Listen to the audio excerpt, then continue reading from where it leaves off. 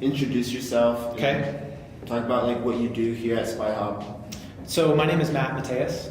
I am the deputy director here, and I've had several former titles. So I do a lot of things that have to do with programs or the classes that we offer here.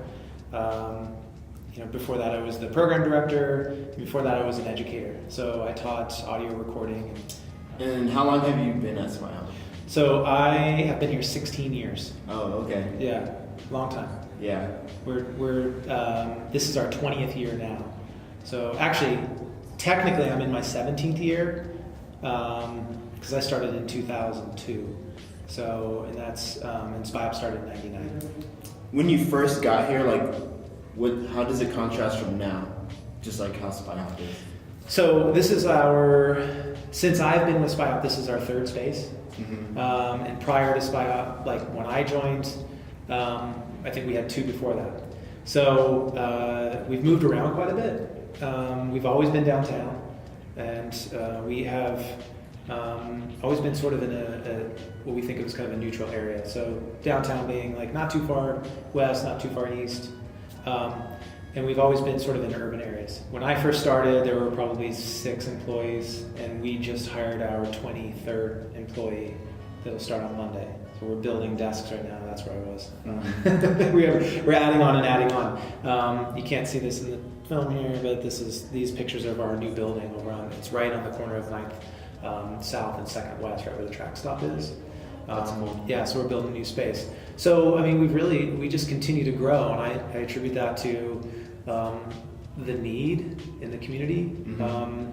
To young people, teenagers, being engaged and wanting to learn how to make films and learn how to record music or make beats or be on the radio, learn how to make video games. That's what we do. We're hands-on learning. We're hands-on, developing professional skills so that they can go out and do that or pursue it in higher education. Cool. So to go back a second. Yeah. So what made you want to join Spyhop?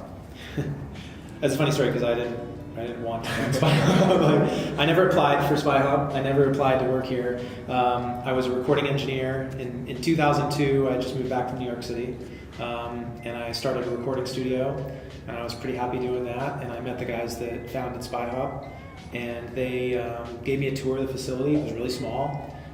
They didn't have any music or recording programs then, and somebody had donated some recording equipment, and they asked if I knew how to use it and put it together for them, and I helped them do that.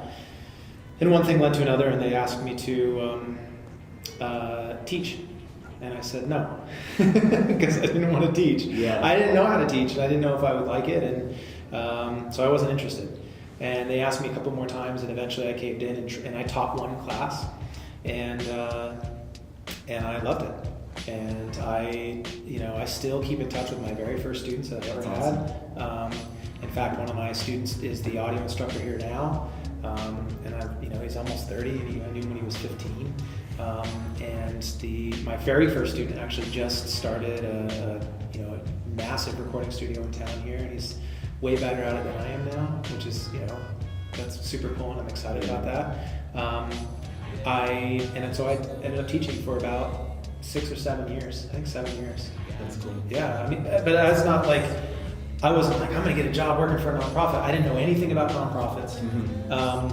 And I had a whole different kind of goal in mind for my life, but I wouldn't have it any other way. I love doing what I do. So the mission, and I'll not recite it word for word, but it's essentially what we're here to do is to mentor young people mm-hmm. in the digital media arts, right? So in all these various forms that keep coming out. So when something new like VR comes out or something, we want to do that. We want to help youth and teenagers understand how that works and how it applies to their life. But the second piece to that is, so once we mentor young people in the digital media arts, we want to help them find their own voices and tell their own stories. So it's not about coming in and saying, you need to make this film or you need to do this. It's like, you need to tell your own story, like what's going on in your life. And then the final piece to our mission is really about